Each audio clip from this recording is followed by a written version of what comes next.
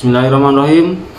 Assalamualaikum warahmatullahi wabarakatuh. Selamat pagi anak-anak. Semoga tetap dalam lindungan Allah Subhanahu wa taala, semoga dalam keadaan sehat walafiat. Amin amin ya robbal alamin. Nah, anak-anak, kita masuk ke pelajaran 5, pelajaran yang terakhir di semester 1.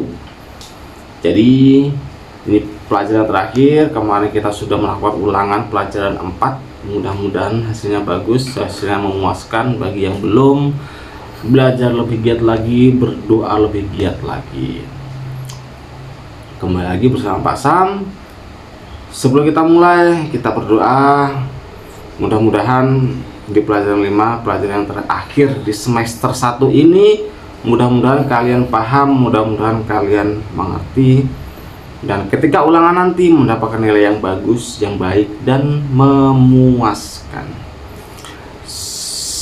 Kita berdoa membaca surat Al-Fatihah. Ila hadiniyah wa ala kulli niyatin sholihah wa ila hadratin Nabil Mustafa Rasulillah sallallahu alaihi wasallam. Al-Fatihah. A'udzu billahi minasyaitonir rajim. Bismillahirrahmanirrahim. Alhamdulillahi rabbil alamin. Ar-Rahmanir-Rahim. Maliki yaumiddin. Iyyaka na'budu wa iyyaka nasta'in. Ihdinas siratal mustaqim.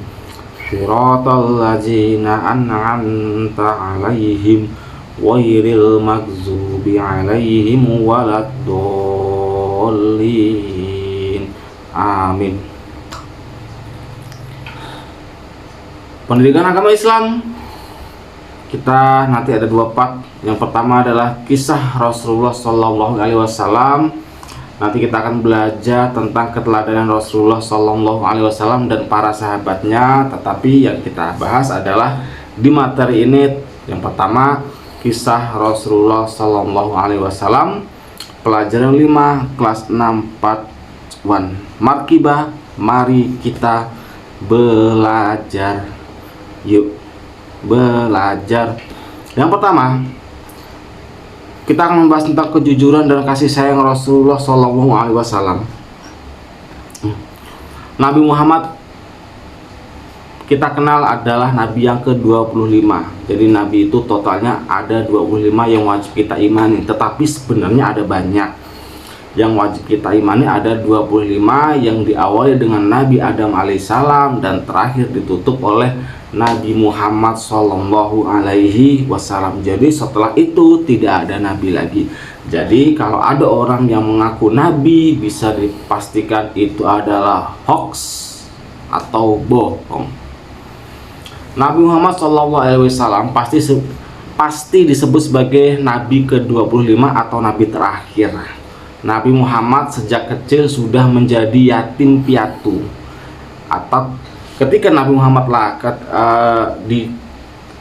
Muhammad ketika pas dalam kandungan pun sudah yatim karena meninggal oleh bapaknya. Nah, terus ketika lahir jarak 6 bulan atau beberapa bulan ibunya meninggal, akhirnya dirawat oleh pamannya. Ya kan? Oleh sebab itu Nabi Muhammad ini sangat mencintai anak yatim dan menganjurkan umatnya untuk merawat, mendidik, dan mencintai anak yatim atau yatim piatu. Kalau yatim, anak-anak ya, kalau yatim itu tidak mempunyai bapak. Kalau piatu itu tidak mempunyai ibu. Kalau yatim piatu berarti sudah tidak mempunyai ayah, dan sudah tidak mempunyai ibu. Makanya Rasul ini sangat mencintai orang yatim atau orang yatim piatu, karena dari kecil Nabi Muhammad sudah yatim piatu. Di samping itu Nabi Muhammad dikenal sangat jujur. Pada usia remaja sering berdagang, yaitu dibantu barang bawaannya Siti Khadijah, ya, membawa barang Siti Khadijah binti Khuwailid yang kaya dan dihormati di Mekah. Ya, setelah itu menjadi istri Nabi Muhammad Shallallahu Alaihi Wasallam. Karena Nabi Muhammad ini sangat jujur orangnya, maka diberi gelar yaitu Al-Amin, yang artinya jujur atau dapat dipercaya. Lanjut. Pada usia 35 tahun, Nabi Muhammad SAW bersama-sama dengan orang Quraisy diminta untuk memperbaiki Ka'bah. Ketika pembangunan sudah hampir ke bagian Hajar Aswad. Hajar Aswad itu adalah batu yang berasal dari surga. Bangsa Quraisy berselisih tentang siapa yang mendapatkan kehormatan untuk meletakkan Hajar Aswad ke tempatnya semula.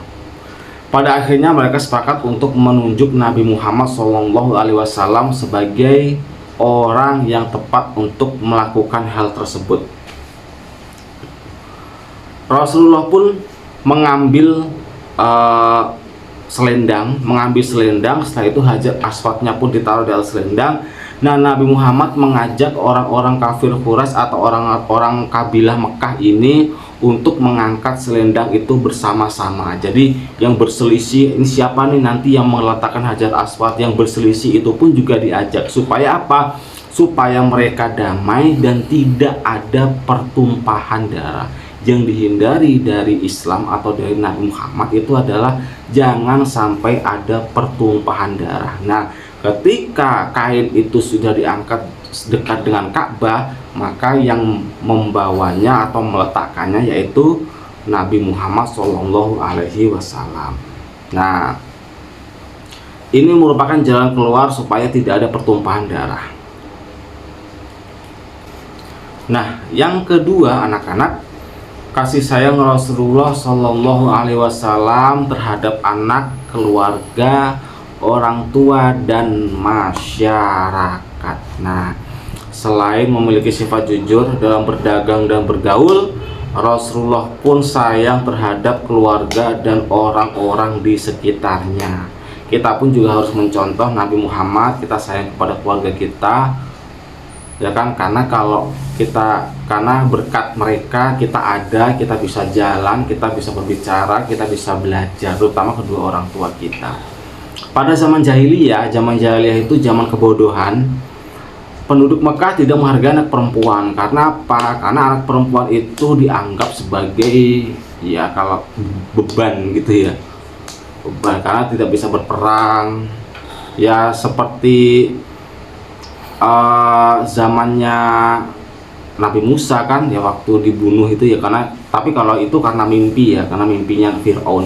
Tapi kalau zaman-zamannya setelah itu tidak bisa untuk perang, makanya anak perempuan itu tidak dihargai.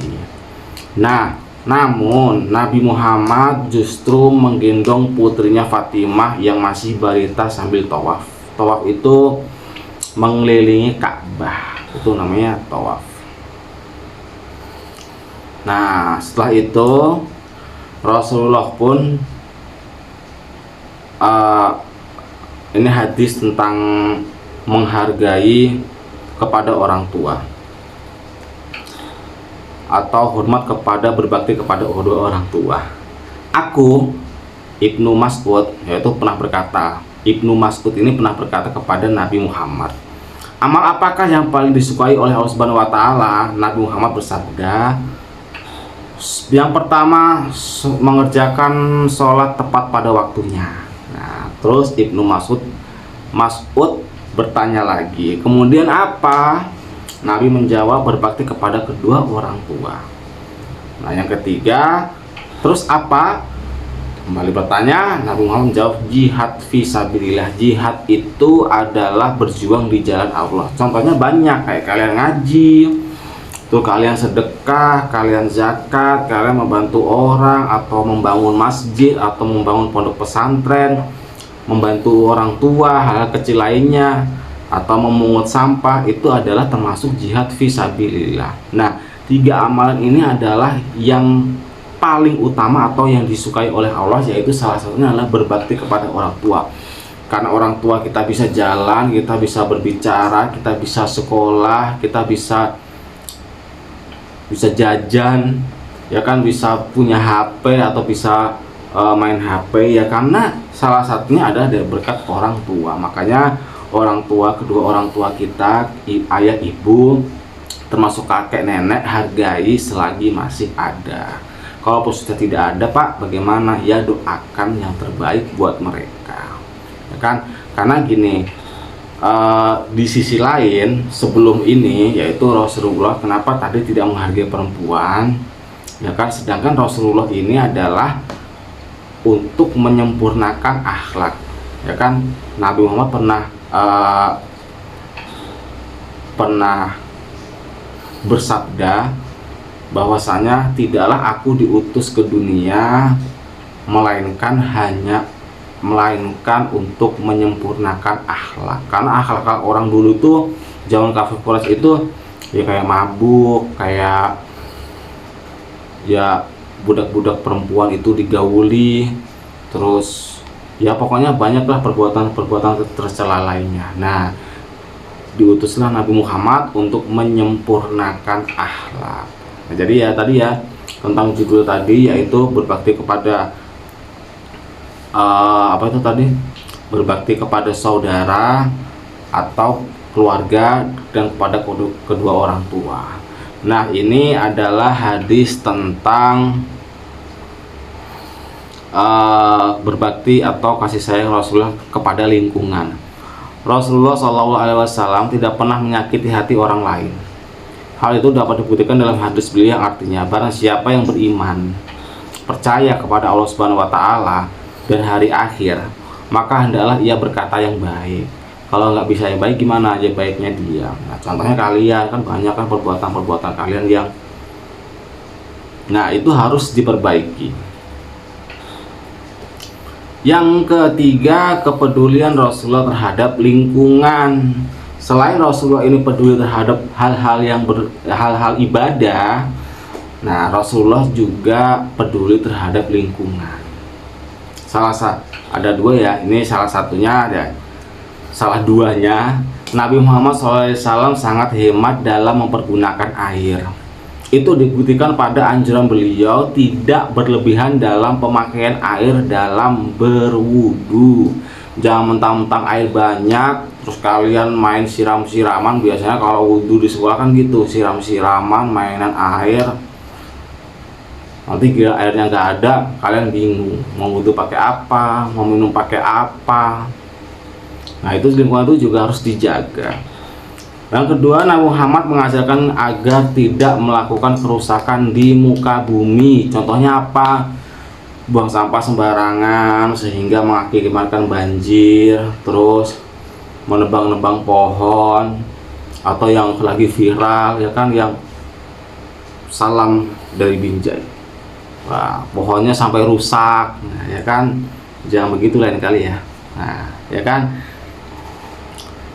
Yang keempat, Nabi Muhammad SAW sebagai pembawa rahmat bagi alam semesta. Tujuan dakwah Nabi Muhammad SAW adalah untuk mengubah keadaan masyarakat jahiliyah. Tadi jahil itu kebodohan ya, menjadi masyarakat yang sejahtera berdasarkan agama tauhid. Agama tauhid itu adalah mengesahkan Allah. Jadi sebelum Nabi Muhammad itu ajaran yang dibawa adalah ajaran tauhid. Tadi yaitu agama yang meyakini bahwa Allah Subhanahu wa Ta'ala adalah Tuhan yang Maha Esa. Esa itu one atau satu. Misi kedamaian dan kesejahteraan hidup tersebut bukan hanya bagi bangsa Arab ketika itu, tapi juga bagi seluruh alam semesta sampai sekarang dan akhir zaman. Nah, ketika itu kan Nabi Muhammad juga pernah hijrah ke Madinah ya.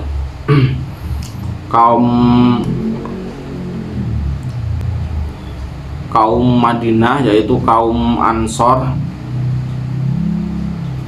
Kalau kaum Mekah itu pendatang ya, pendatang itu kaum Muhajirin.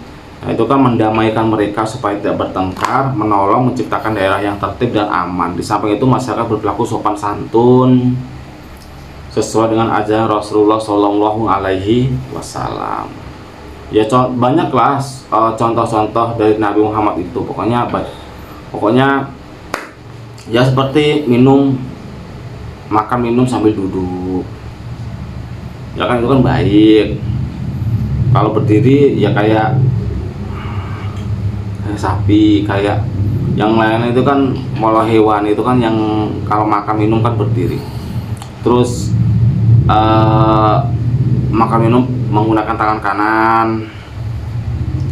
Terus kalau ada minuman ditutupin, kalau ada makan ditutupin, itu termasuk sunnahnya Rasul. Kalau nguap tutup, itu kan adab, itu kan sopan santun kita. Sebagai umat Nabi Muhammad, kita harus menjunjung tinggi ajaran beliau. Misalnya kita menghormati orang yang lebih tua dan menyayangi orang yang lebih muda. Kita berperilaku sopan dan bertutur kata santun terhadap orang tua, guru, dan masyarakat sekitar, siapapun, kapanpun, dimanapun. Kita juga menjaga lingkungan kita agar selalu bersih, karena kebersihan adalah sebagian dari iman. Kalau bahasa Arabnya an-nadhafatu minal iman, kebersihan sebagian daripada iman. Ya kayak membuang sampah pada tempatnya, itu kan menghindari banjir. Nanti kalau banjir nyalahin itu buang sampah sembarangan, terus kamu nyalahin atasan atau nyalahin RT, nyalahin RW, nyalahin wali kota, nyalahin gubernur, nyalahin presiden, itu nggak boleh. Makanya sebelum menyalahkan orang lain, kita harus introspeksi diri. Kita ini mempunyai kesalahan apa? Oh iya, saya buang sampah sembarangan, terus ada got mampet nggak dibersihin. Nah, itu salah satu perbuatan yang harus kita kerjakan supaya menghindari banjir, dan banyak perbuatan lainnya yang baik yang harus kita lakukan. Karena ini musim hujan, ya sebaiknya kita bagaimana caranya ini nggak banjir. Oke, anak-anak, terima kasih. Silakan tugas berikutnya. Tugas kalian adalah yang pertama, tuliskan teladan apa yang bisa kamu ambil dari kisah Nabi Muhammad SAW. Kisah apa tadi? Ya kan, yang menolong orang yang lebih tua atau menghormati orang yang lebih tua, terus kebersihan, ya pokoknya banyak lah. Nih teladan apa yang bisa kamu ambil dari kisah Nabi Muhammad. Tulis, foto, spread, upload. Yang kedua, sunnah apa yang biasa kalian lakukan, sunnah Nabi Muhammad ya, sunnahnya kamu pernah melakukan apa. Contoh, kamu melakukan sholat sunnah 2 rakaat sebelum subuh, atau kamu melakukan sholat sunnah sebelum isya atau sebelum maghrib, atau kamu menolong orang tua, itu termasuk sunnah. Terus kamu menabung, itu termasuk perbuatan baik juga, termasuk sunnah. Terus makan minum pakai tangan kanan, makan minum duduk, berpakaian rapi, itu termasuk sunnahnya Rasul. Menyukai warna putih, menyukai warna merah, itu sunnahnya Rasul, karena Rasul menyukai warna-warna itu. Nah, yang kedua ya tadi ya, Bapak ulangi, sunnah apa yang dalam kehidupan sehari-hari, itu apa yang sunnah apa yang kamu lakukan, sunnah Nabi Muhammad ya. Kamu tulis, kamu foto, cepat upload di link. Selesai anak-anak. Silakan kerjakan tugas berikutnya.